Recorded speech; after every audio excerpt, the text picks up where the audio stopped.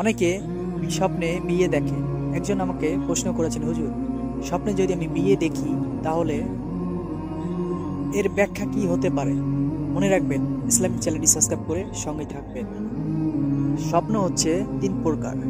একটা হচ্ছে রহমানি স্বপ্ন, আরেকটা হচ্ছে শয়তানি স্বপ্ন, আরেকটা হচ্ছে খেয়ালি স্বপ্ন। রহমানি স্বপ্ন মানে হলো আল্লাহর পক্ষ থেকে সরাসরি যে স্বপ্নগুলো আসে সেটা হলো রহমানি স্বপ্ন।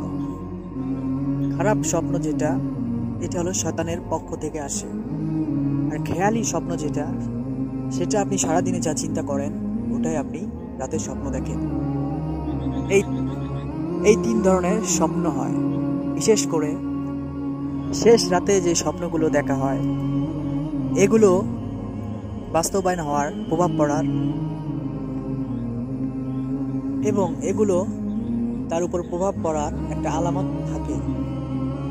আমরা দিনের বেলা যে স্বপ্ন দেখি সাধারণত এগুলো কিন্তু মানুষের উপর প্রভাব পড়ে না।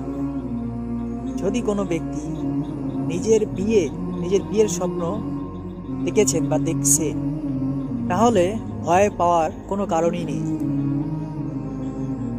আল্লাহ পাক রব্বুল আলামিন অতি শীঘ্রই তাকে সম্পদের মালিক বানাবেন।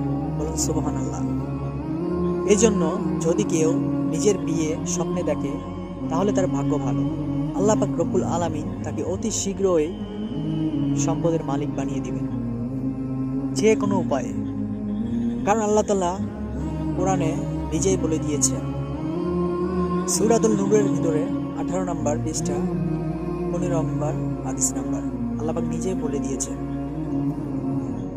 একটি কথা, আপনার হাতে কি 5 সেকেন্ড সময় হবে না আমাদের এই আল্লাহর কোরআন ভিডিওটি শেয়ার করার জন্য? অবশ্যই শেয়ার করবেন। ইসলামিক ভিডিও ভালোবেসে থাকলে সাবস্ক্রাইব করে সঙ্গেই থাকুন।